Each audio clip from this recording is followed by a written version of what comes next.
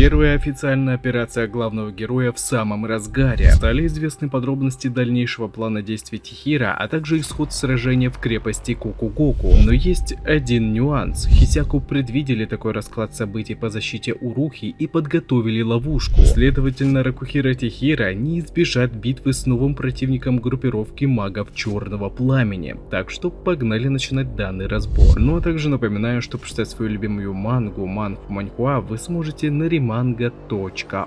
Здорово, ребятки и анимешники, у микрофона Зик. А вот ребята, которые оставили свой коммент под прошлым роликом. Ну а мы начинаем.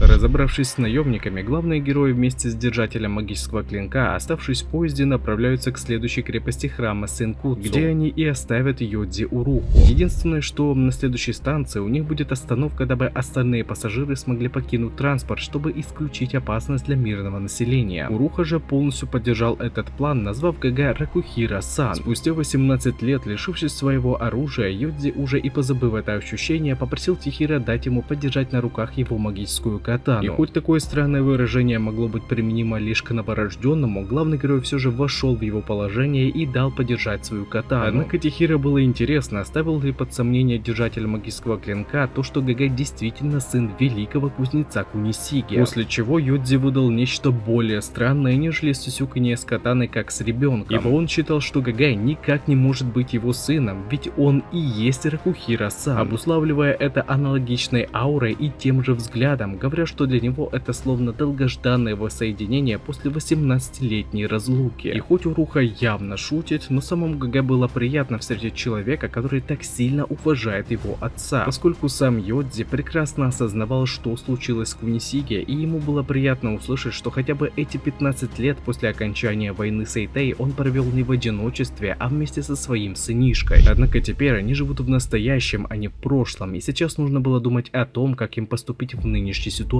Ибо с момента смерти отца ГГ прошло уже чуть больше 3 лет. Хисяку украли магические катаны с единственной целью их использования, пока они прикрывали свои действия благодаря Соджу, Геничи и клану Сузанами. Но сейчас группировка магов Черного Пламени создала план и скопила достаточно средств для того, чтобы напасть одновременно на 4 крепости Комунаби и уничтожить тех, кто заключил с магическими катанами контракт жизни и смерти. И как раз таки проявление духовной энергии, сравнимой с магическими клинками, замеченное в нападении на Кокугоку, было частью их плана. Ведь это творение Соджа способно на время наделить человека мощью, сопоставимой магическому клинку, но взамен на эту силу оно поглощает не духовную, а жизненную энергию владельца, в конечном итоге приводя его к смерти. Тихира пока была неизвестна численность Хисяку и того, сколько у них осталось еще камней Соджа, но имеющегося количества явно было достаточно, чтобы сокрушить все 4 неприступных крепостей разом. И после таких выводов главного героя, мне как-то совсем непонятно, зачем Комунаби направляет Йодзи в другую крепость, если им уже и так известно, что у противника есть все средства, дабы прорвать их оборону. А единственное, что есть у протагонистов равное по силе, это 7-я катана ГГ и огненная кость Хиюки. Правда, есть еще катана Истинный Удар, вот только она здесь не учитывается, поскольку ее сила совершенно неконтролируемая. После чего Хакури вообще пал духом, ибо было очевидно, что баланс сил играл не в их пользу. К тому же человек с меткой Черного Пламени, замеченный при вторжении, лишь засветился в крепости, дав указание наемным убийцам, что показывает их осторожность в проведении операции. Однако Уруха был с ним не согласен, утверждая, что противник уже споткнулся, ибо, во-первых, он все еще жив, а во-вторых, маги крепости Кокугоку все еще сражаются. За 3 года, проведенные с ними, Йодзи мог зуб дать, что эти парни ни за что не проиграют каким-то наемникам, пусть и использующих подачки Хисяку, ведь они не просто сильны и физически подготовленные, но и обладают реальным боевым опытом после войны с Эйтей. В самой же крепости Кокугоку, после того как Уруха покинул ее, один из охраны Комунаби подал остальным сигнал черного дыма, говорящий о том, что они могут больше не переживать за защиту держателя клинка и спокойно взяться за уничтожение врага, переходя в контратаку, прикрывая спины друг друга. После чего, сковывая свою цель, применяя заклинание дымного топора, они вынесли одного противника за другим. А так как им удалось избавиться от наемников,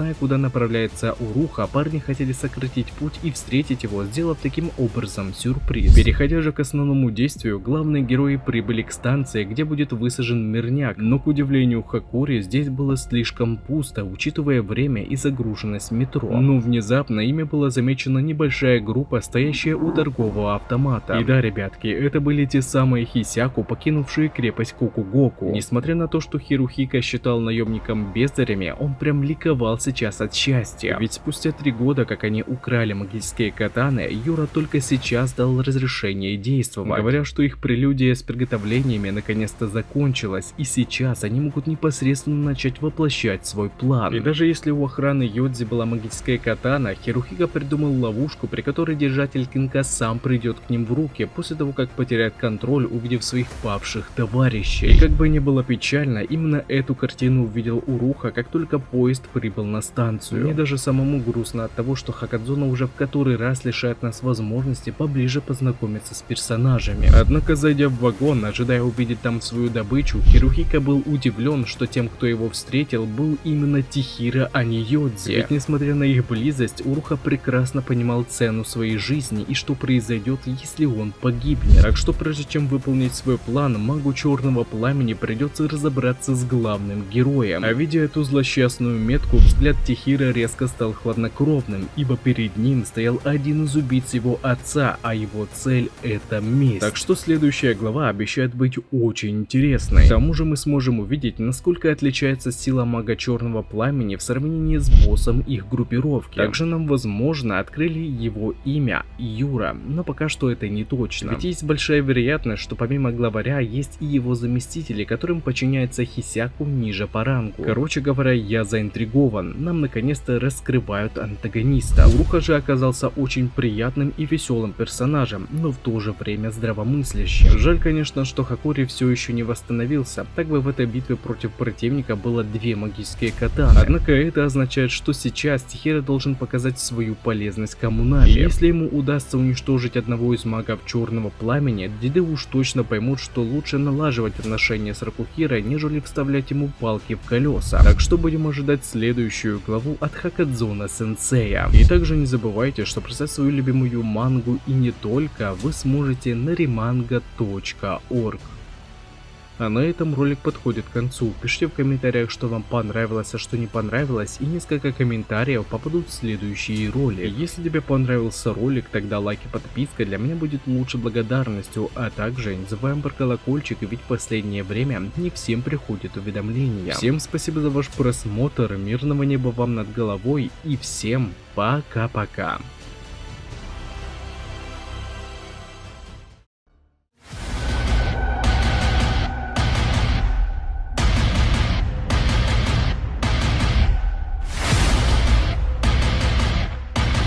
Tiraram suas 6 espadas mágicas, mas não conheciam a 7ª.